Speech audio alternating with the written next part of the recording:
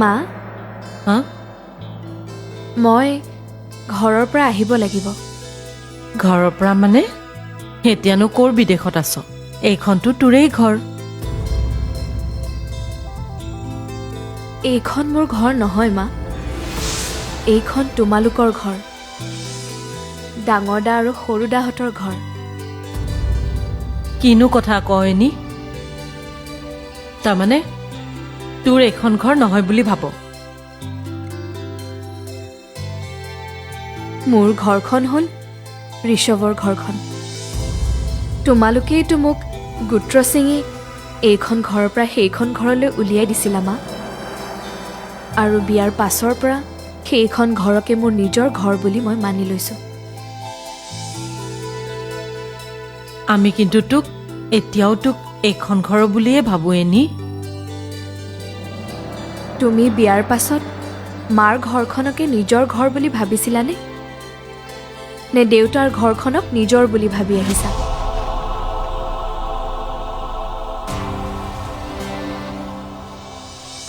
মোৰ এতিয়া প্ৰথম দায়িত্ব হ'ব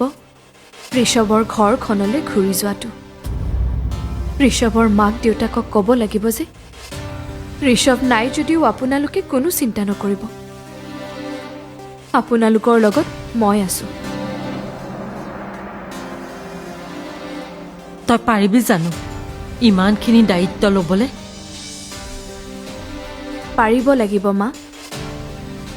ঋষৱে এৰি যোৱা দায়িত্বখিনি মই কান্ধ পাতি ল'বই লাগিব মই তেওঁক ক'ব লাগিব যে চোৱা মই কাকো তোমাৰ অভাৱ ফিল কৰিব দিয়াই নাই আৰু তই যে তেওঁৰ অভাৱবোৰ অনুভৱ কৰি থাকিবি সেইবোৰ কোনে পূৰাব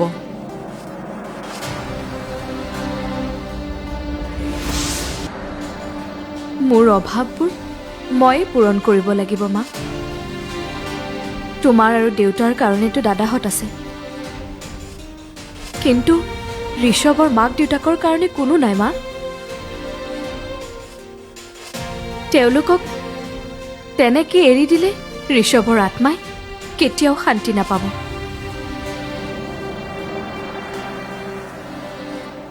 দেউতাৰে ভাবিছিল তই ইয়াতে থাকিবি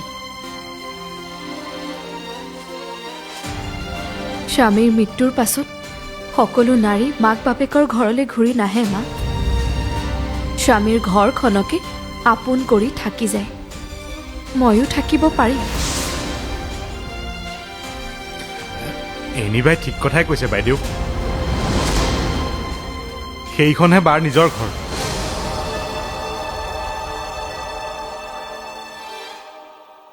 তোক কোনে মাত দিব কৈছে আমাৰ ঘৰৰ কথাত তই মাত দিছ কিয় আমিতো কিবা সুধিছোঁ চৰি বাইদেউ ভুল হৈ গ'ল এনেই মানে মুখৰ পৰা ওলাই গ'ল এনিবা বেয়া নাপাব আজিৰ পৰা নকওঁ দিয়ক ৰচোন এনিৰ কথাত তই মাত দিছ কিয় কচোন ভুল হৈ গ'ল বাইদেউ ভুলতে ওলাই গ'ল মুখেদি তাৰমানে তই তাইক নিজৰ বায়েকৰ দৰে ভাব সেইকাৰণে তোৰ মনৰ পৰা এষাৰ কথা ওলাই গ'ল হওক দে